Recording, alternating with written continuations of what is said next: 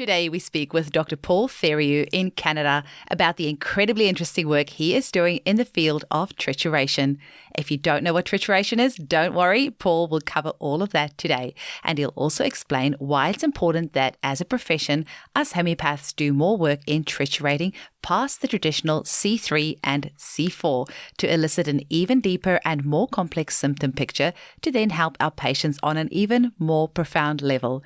He is also the author of several books, including Resurrection of the Vital Force, Blockages to Healing in Homeopathy.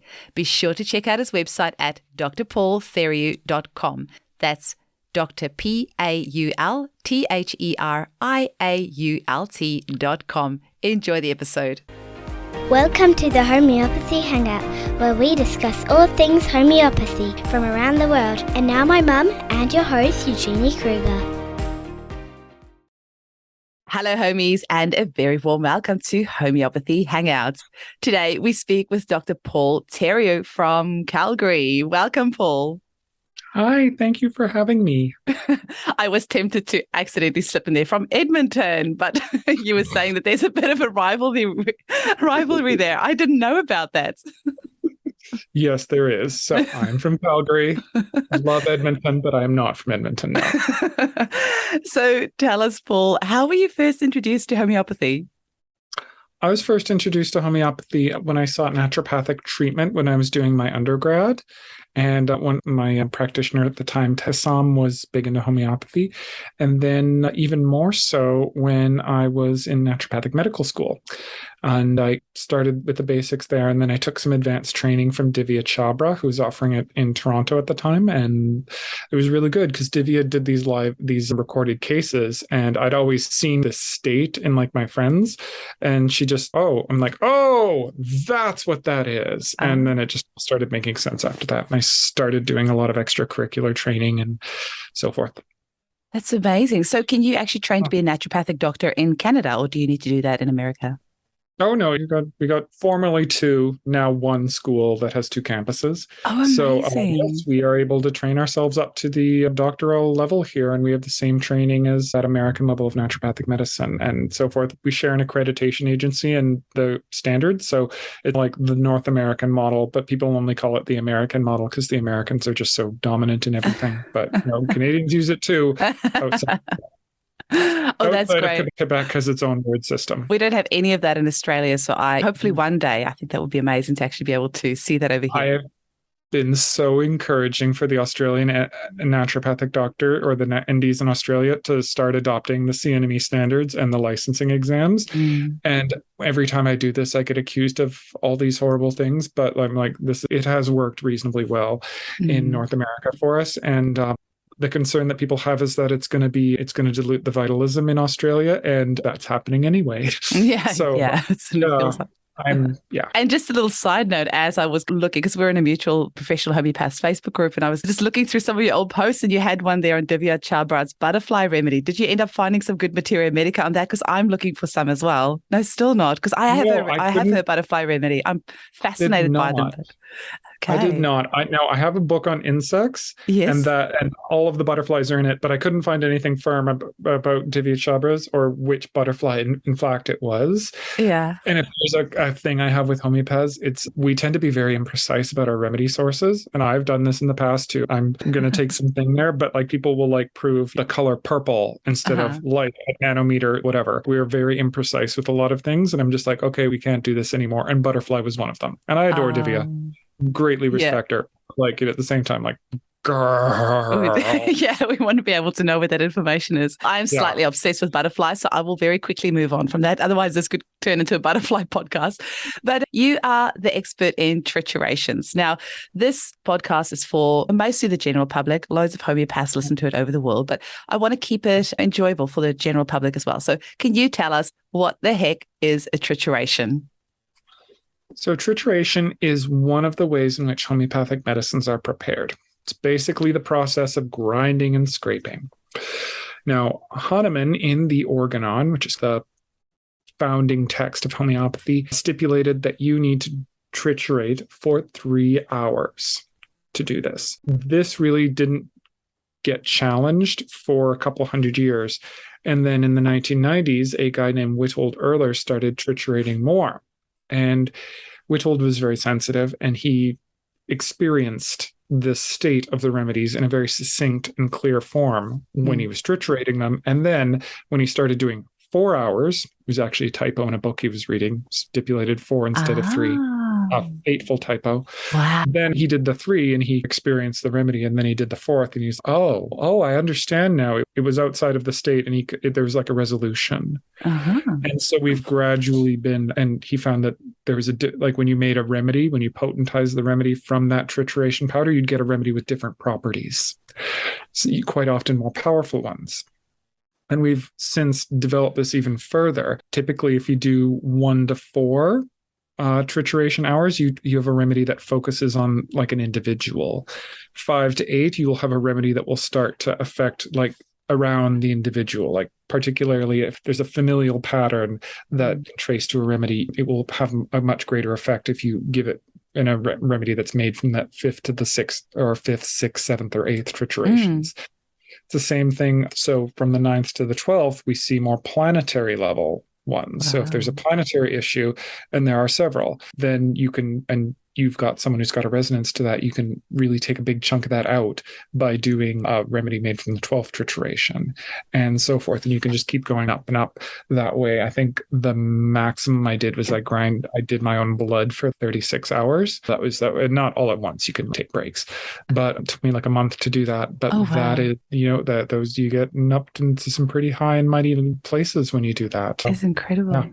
Now, as I was reading through your website on some of the triturations you've done, I did see some up to C36, and I saw that there were several days in between. Yeah, and that's just amazing. I've never seen anyone else in the homeopathic world do this. Elise, Timmerman, and Witold would often take things up to 5 or 8 or whatever, but I was the first person that published that took them up to C12 and then eventually higher. And it was Kim Kalina who inspired me to do that. She got downloaded a thing. It was like, I think this is for Paul. And it was great about levels beyond C12 and what they had this affinity to and everything. So yeah, but I did it. Yeah, Kim got the insight to do it. And my head is spinning. It's already so tricky with homeopathy with all the thousands of remedies and all the different potencies. So now we're going to have all these triturations as well. So I think I saw you write somewhere 30C and then a 6 after that. So is that how we would differentiate the different triturations as the number after? I think we need to do the slash and then the trituration number for every single potency. Oh, we should, hey? And especially with the older remedies, which would all be like up to a 3C mostly. It's hard. It's tricky with the older ones because some of the plants, they wouldn't triturate them at all, which is probably why a lot of people didn't use plants as constitutional remedies or very many, and then versus the minerals, which were all triturated. So it's hard with the older preparations, but we should clearly differentiate this. Yeah. So, and maybe we should just quickly for our listeners as well, say why you would triturate something versus not, because they might not know what other options there are. Oh, so historically, they triturated insoluble substances that wouldn't dissolve in water when they were making the initial liquid to make the remedy from. But eventually Hahnemann switched from doing that to just triturating everything. I think Hahnemann, if he lived a little bit longer, would have discovered what Witold discovered 150 years later. Just he didn't. So I think he was getting onto that when he suspected that you needed to triturate everything. But that's just an older edition of the Organon the Fifth, just stipulated triturate if it's insoluble, don't triturate if it's soluble. And then that's where people came from, which I think does impact the quality of the remedy and how deeply it goes. And I've read that you have described trituration as a cosmic event. Can you tell us a little bit? I think you alluded it to before, but why would you call it a cosmic event?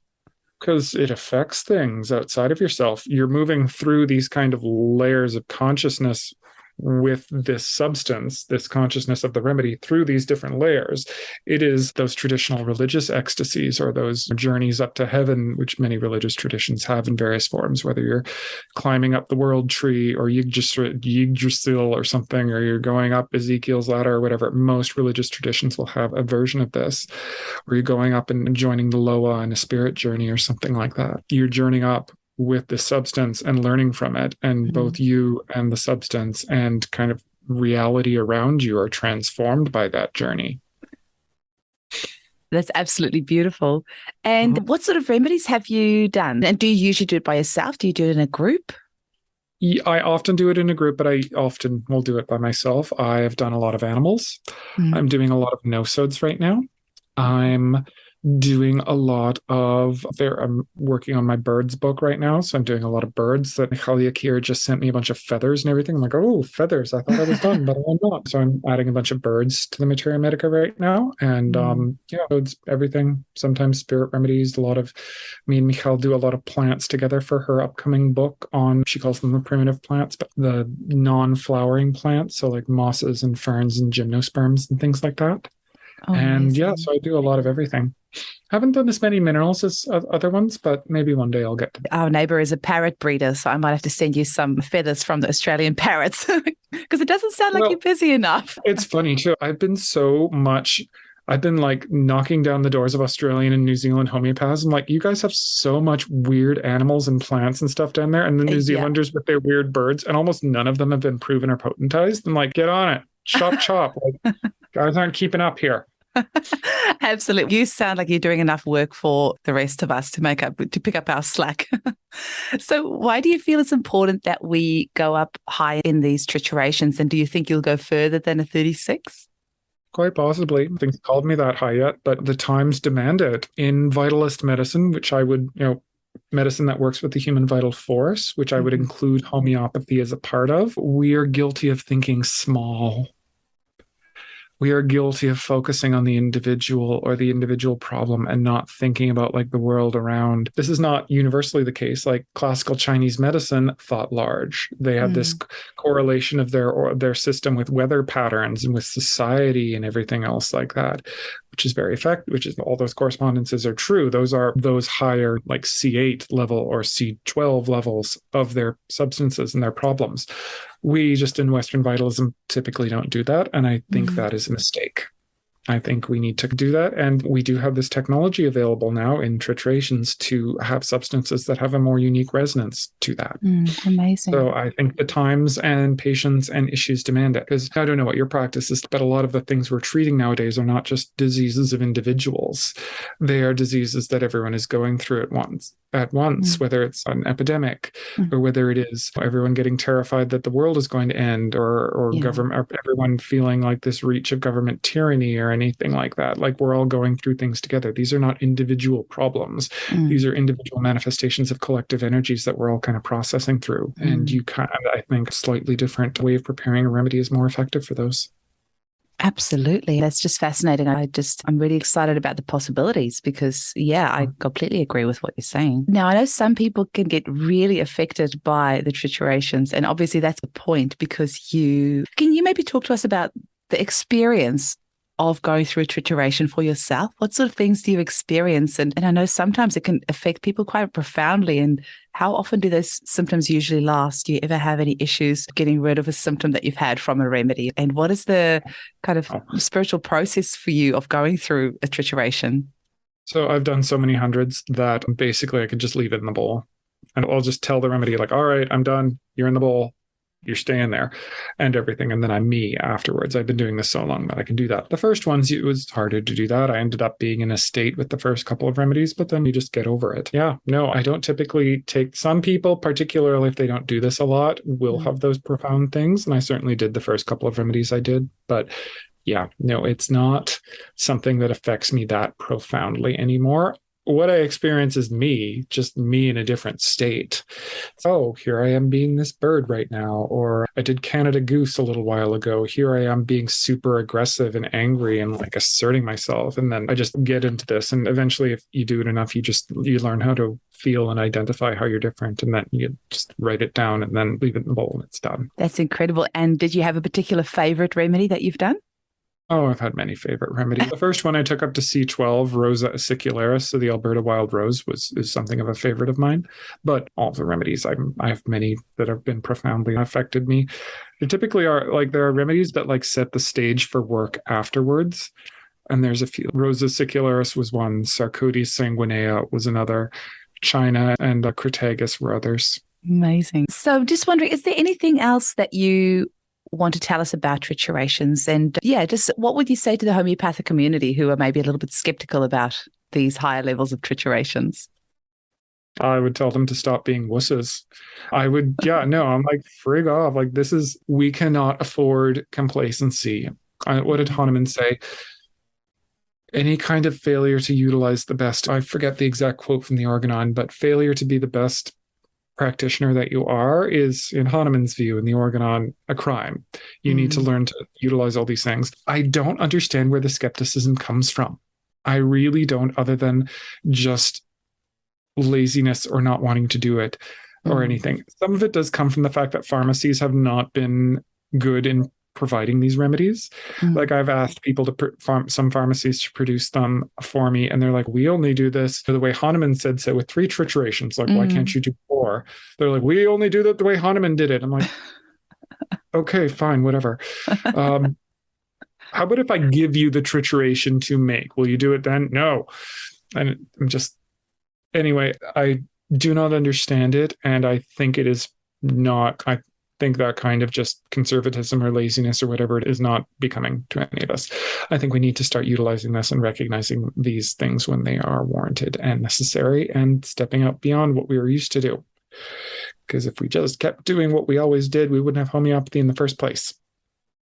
That's absolutely true. And Hahnemann himself in his lifetime actually changed his mind and evolved and explored and experimented so much. So for us to think that just because he passed away, the work is done is actually just really childish. Yeah. If he had lived another couple of 100 years, who knows where homeopathy would be right now? It would have continued to evolve. Absolutely.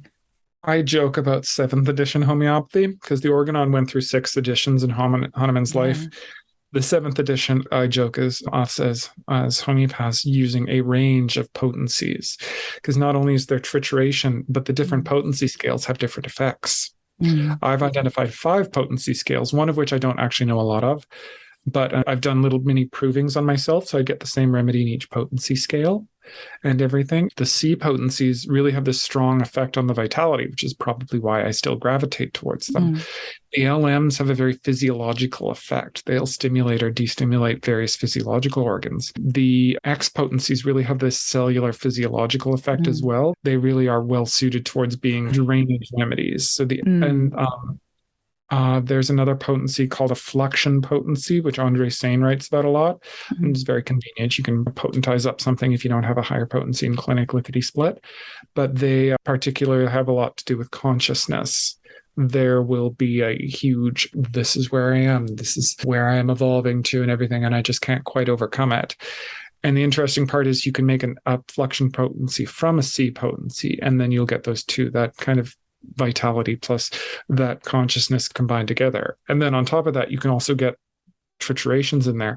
So we have this huge spectrum of potencies and triturations and techniques that we can go from, and the pharmacies are freaking failing. So if there are any homeopathic pharmacists listening to me, y'all need to get your act together and start offering this, because I am really disappointed in almost all of you.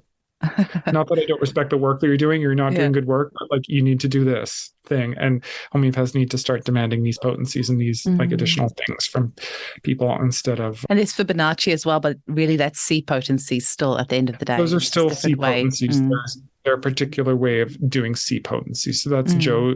I can never pronounce his last name. Yeah, Rosenbank, I think. Yeah, I'm very fond of Joe. He's reviewed all my books and he's been very kind to me and everything. And he's wonderfully helpful. But that's his work, and that's still within the C potency scale. Yeah. Yeah, I was very lucky to have him mentor me on some cases because I was in New Zealand at that time and he is as well. And so it was wonderful working with him. That's from the pharmacist's point of view. The remedies are so cheap. So I can imagine it's not a very money generating exercise for them doing all these different potencies. But yeah, actually the demand needs to come from the homeopaths at the end of the day. Yeah. If they're the ones demanding it and promising that they will support it, I'm sure the pharmacies would follow suit. Yeah. Yeah, I would love to see how most pharmacies is like, you want 4 grams of this remedy in this potency. And I'd like to see a little thing, trituration as well. I'd love to see how you want from the 5th trituration or the 7th or whatever. And maybe not everyone goes up to 36. Maybe you have the option for 4. And to be frank, I think most remedies should be made just default from the 4th trituration anyway, because there's a lot more resolution there. If you're going to just do that, pick from the kind of the 4th trituration or the 8th or the 12th, because there is at that 4th level, there's always a resolution. So that's what I would do. And I don't mean to be hard on the pharmacies. They have a hard job and they do a lot of work, but they just need to step it up in this area. Yeah. And I feel also the energy of where our planet is at the moment, we probably need from that C4 onwards, just that next level. I just really feel that, especially after COVID, everyone just needs that new little boost. Like so many people have opened their minds and so many people are seeing new possibilities for themselves. I actually think there's so much good that's come out of COVID. It actually gets me quite excited. So many people that never questioned anything before are suddenly questioning things and how can we do this better and how can we do it different? So COVID is an interesting disease. So COVID is the kind of theory of, I'm going to call it Vitalist immunology that I'm working on, is that in our healthy human state, not the state that we consider healthy, but true human health, we don't get infections. They're like energetically. And that if we have a chronic miasm, that's how an infection gets into us. That it turns off a part of the functioning of our vital force, and then we become susceptible to infections. And miasms are, in my view, virtually universal. You go through a healthy immune response towards a pathogen. And some miasms are so hard that we don't even really aren't able to do a healthy immune response we are not able to do this. But if you are able to, you go through this complete cycle and the miasm is degraded a little bit and your vitality emerges a bit closer to that health. So this is not an endorsement to go and infect yourself with every infectious disease to do that. Go throw out your tick socks and embrace Lyme or HIV or whatever. Don't do that. That's not what I'm saying here. But if you do become infected with something, an acute upper respiratory infection or some other infection, going and managing it that way will, at least according to this theory, move you a bit closer to that. And we've just had a situation on Earth where, I don't know, in Alberta, it's probably 80 to 90% of the population has had COVID infection by now, particularly with BA1 and 2 and 5 and so forth. We've all gone through this, at least to a certain extent, gotten rid of that miasm a little bit. And that miasm is really, I give miasms numbers, but we could also call it, if we were to use conventional terms, the malarial miasm. So it shares that with influenza and a lot of the other seasonal respiratory infections.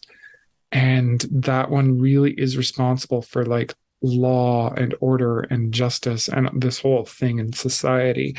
And a lot of what was keeping the institutions in place was that miasm. People just couldn't move past them and their viewpoint. And now we've cleared a lot of it and everyone's like, oh, well, this, in addition to seeing the ineffective nature of the responses during the pandemic, like we saw conventional medicine not do a great job in terms of everything there. Yeah, no, we are moving past that. And a lot of that is a direct consequence of COVID and just mass COVID infection. But again, I'm not encouraging anyone to go out and catch it or anything like that. Go out and take your precautions and do your thing. But this is how I see that working out.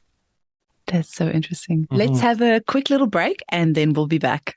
Alrighty, and we're back. Paul, one thing I found really interesting about you, because like I said, we've been in the same professional Facebook group for well over 3 years now. When COVID hit, a lot of homeopaths lost their minds a little bit and were like, actually not with COVID, it was actually when the vaccine was introduced. A lot of homeopaths got really freaked out and they were like, this is the first time we've had an mRNA vaccine. We're not sure that homeopathy can actually help anybody. This is beyond us. And you were this shining light in all the madness saying, hey guys, let's just take a breath here. We have a vital force. Homeopathy is really powerful. There are things that we can do to help people who have had the vaccine. Can you tell our listeners why you were able to stay so positive when everyone else was losing their mind? I'm a vitalist. I have faith in human vitality to overcome the challenges that it meets. Yeah, no, and I do think the human vital force is stronger than everything that we've thrown at it so far. Most people are still alive. I love homeopathy, but there's some conspiracism and there's an overlap between the whole holistic health / conspiracy worlds. And I think we need to really not that I'm against conspiracy theories, because some of them are like, they're a complex sociological phenomenon, and I do think some of them have some merit to them. But that one in particular, there's a lot of people in the holistic health world that are just like really using, what's the term? Fear porn to really draw up their viewership and get clicks and likes and everything. And they were doing it around the vaccine. I do feel that the vaccine can be very harmful for some people. Myself was one of them. I've developed a heart condition afterwards that I haven't quite been able to cure, but I've been able to significantly ameliorate by that because of homeopathy and everything. And I am confident that I'm going to fix it. But it's really quite funny because I've had about 5 or 6 people who've had that same thing, and I've been able to completely remove their symptoms and help them. It's just I can't do it for myself completely. Oh, it's always the way though, isn't it? There's so many things that I have that I'm able to heal in everyone else, but then I'm still sitting with it. So I've done a fair number of people who've had adverse reactions that stuck around, and I've been able to fix them. And I do think that the vital force just inherently is able to overcome challenges that it faces this way. So that is my viewpoint there. I don't buy into that conspiracism of this. Yeah, I actually, in terms of my clinical experience, I actually find the viral vector vaccines to be worse. I found people had the most negative reactions to AstraZeneca and Johnson. mRNA vaccines were somewhere in the middle, but not a huge difference. And then the other ones I haven't had much experience with. So I don't think it was about the mRNA vaccine. I've also found it that people who've had long COVID actually have very similar side effects to the vaccine. And they have similar, it affects them to a similarly deep level. So I don't think it's actually the vaccine technology that's the issue. I think it is just the nature of the pathogen. COVID goes deep. There's some pathogens that just go super deep, super fast. The Lyme complex, like Borrelia burgdorferi and Anaplasma and Babesia and Bartonella and all that, they go deep into the body super fast. Syphilis does, HIV does, and COVID does as well. So I think the vaccines just reflect that more mildly for many individuals. So that's a really interesting concept, because I have found it very interesting that, and I don't know, sorry, this is just off the bat. I didn't prepare you for this one, but what about transmission symptoms? Have you seen much effect of people who have been in touch with those who have had the vaccine? Yes, I have seen that. I do not buy the idea of shedding. I think that's another one of those conspiracy issues. But there are some people, and they typically are very sensitive, and they are in, like, if you have gone into the work of Jan Scholten or Michaela here, they're in layer 1 or layer 2. So magnolids, hemimelids, in terms of Yakir's work, or the hydrogen series or the carbon series. These are people that are typically wide open to energetic impressions, and they can't filter them out. Yeah. You treat that, they quite often will get a lot better. So it is my opinion that these shedding symptoms are, particularly in the context of the mRNA vaccines, which they mostly were, just people, there's some kind of weird energetic thing that happens when people get it, and some people are very sensitive to it, and it's been turned into this whole shedding thing. Shedding does happen, but it typically happens with live viral vaccines, not the mRNA ones and not the protein vector vaccines. So it is a real phenomenon. I don't think it was a big deal with COVID. I think it's been something else. Yeah, no, I have found that to be a real phenomenon in not that many people, but there's some where it's just very clear, and then you treat it and you treat the person constitutionally, and then they're fine. Are there any particular remedies that you have found helpful for people who have had the vaccine, and have you used specific triturations for them? There's a lot of, so when people do have them, typically I do a lot of things. So I couldn't say that there's one particular remedy. I do typically use higher trituration remedies right now. So I remember most of the time when they're available or when I've made them, I will use a higher one. Yes, but I couldn't mention any specific remedies. Okay. Now, you've written several books. I think, did you say you're busy on your 9th book at the moment, or just finished your... Oh, holy moly. Firstly, where do you find the time? I just do it while I'm watching Netflix at night. So I'll go home at night and I'll just be like watching Netflix or Disney Plus or whatever. And just like, Oh, yeah, shoot that guy. Yeah, you kill that guy. Everything, like, don't watch violent shows or anything. I'll watch Star Trek or like Andor or whatever's going on and write that down. Yeah, no, I think I've got a copy of my last book here, which was last year.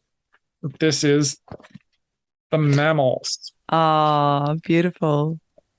Whoa, that's a thick one. Extra thick. It's 600 pages.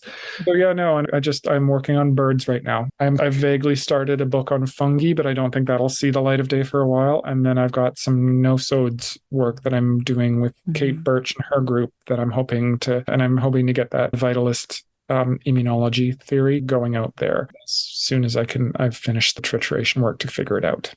So I've got a lot of books, and I think I'm the person who's systematized the animal remedies very well. Several people have tried. I'm going to say quite arrogantly, I think mine is best. You're allowed to say that. Thank you. Not that other people haven't done good work. I think mine is better because quite simply, I triturated and I proved at least one member of every group that I wrote about. And sometimes like in the mammals, there's 11, and in the birds, there's going to be 20 new remedies. So I'm like, that's quite a lot of time spent in those kingdoms and everything. And I find myself coming to different conclusions than many other people, but that kind of just gives me, like, I'm not going with the pack there. Jan Scholten, for instance, thinks that the birds are silver series, and I don't actually. I think they're after gold. I put lanthanides after gold because just development-wise, it seems to work out a little bit better that way. And I put them in that same kind of after gold series thing. Mammals, I would identify with the gold series and with the asterids in Michal Yakir's work. But birds are all about like fulfillment and personal fulfillment and finding your purpose and your destiny and getting whatever is in the way out of it so you can do that. And there's this connection to this very high, very eternal, very perfect energy that they're trying to embody. And that's really nice. And yeah, I'm really working. I'm just finished the waterfowl, and I'm going to start. I got to finish up a couple of presentations, but when I got that, and then I'm going to start the land fowl. So like chickens and things like that. Oh, that's going to be interesting. And do you think there's a reason that you've done like the animals and the birds and not the minerals as much? Do you find you resonate more with those remedies yourself? Well, I do now. I like all the kingdoms, but I would probably prescribe a little more animals, perhaps even more that's indicated. And I've studied a lot with Michal Yakir, so I know how to do weird plants the other day. I had one lady who got a little bit better on rust talks the other day, and I actually had a talk with her, and she was really interesting, and ended up being that she was really mad that everyone was being disobedient to God. Like, this is just her thing. This is pissing her off so much. And then I gave her a remedy. I gave her Olabanum sacrum, which I believe it's frankincense, I think. Frankincense, yes, thank you. I forget the common name. And worked like a charm, and she's doing great. So I know how to prescribe like weird plant remedies just because I've studied with Michal so much, but I probably do prescribe them plants and animals mostly, and then minerals less, although I still do. So that's a funny remedy, that one, because I keep getting it coming up in my repertorization, but I just don't feel comfortable prescribing it because it's not that much information that I've seen, but I have the remedy in stock. I'm just waiting to be brave enough to give it to somebody, but I keep seeing it coming up. Have you read Yakir's book? Okay. Have you read Wondrous? You should read it. Here's the essence of this group of plants, and here's the individual features of the remedy, which is the approach I take as well. Actually, one of our lovely staff, we were just cleansing our clinic the other day, and she used the frankincense essential oil to do this Nordic type, I don't know what you call it, like a thing, just protect energetically all the entrances in the building. Yeah, that's a sigil. Okay. I thought that was really interesting. And so I'm going to have to find out more about the remedy because it just keeps popping up, and now you've mentioned it as well. Yeah. So one of your books, Resurrection of the Vital Force, Blockages to Healing in Homeopathy. You still remember that one? I tend to, I'm like Edna from The Incredibles a lot. It's like, I tend not to focus on the past. It distracts from the now. And so I totally did that. Like, I'll read my book again. I'm like, wow, this is brilliant. Who wrote this? Oh, it was me. Oh, it must be downloads. Hey, like those psychic downloads. So then you actually have memory loss afterwards of having done it. But what do you think are some of the blockages? For that book. What's that? Particularly for Resurrection. That was a very heady book. And what do you think what would you say are some of the blockages and how it can affect our healing and our vital force? There are so many. So I did that book, and I'm also studying human chemistry with Ton Jansen. Oh, that's so there, fascinating. I actually use both of those methods at once. Mine is typically broader strokes. Mine will identify a class of blockages, and then sometimes you treat it with the remedies that I use, and that'll work, and they'll vanish. Hooray! Other times you need to use a more specific, like human chemistry, like an isode or something like that. Both of those remedies, I really think that those two methods can really reinforce each other, and they really strengthen each other. So the blockages, I do not think I got all of the blockages in my book, but I got a lot of them. There is poorly resolved infections, chronic infections, this whole immunological thing that I'm ashamed to say I didn't quite get it when I wrote the book. So it's not clear in the book, but it's come clear to me since. Poor foods, like eating your food intolerance, electromagnetics, lack of earthing, chronic injuries. These things can and chemicals And chemical toxicity, particularly when it imprints the vitality, these can all really strongly impact people's response to a remedy. I used to think a lot of the time when I gave a remedy and it didn't do anything, I just sucked. I don't think that's the case anymore. I think a lot of the time the remedy is good, and either there's a blockage or alternately there's something else. Sometimes it is not a remedy problem. Sometimes it's a biomechanical one, or sometimes it's a nutrition one, or I gave a person a really great remedy the other day and they didn't get any better. And then I started doing their biochemical profile and they were really deficient in a couple of nutrients, gave them those, and they're like, wow, there, better, done, and everything. So sometimes it's not a remedy problem.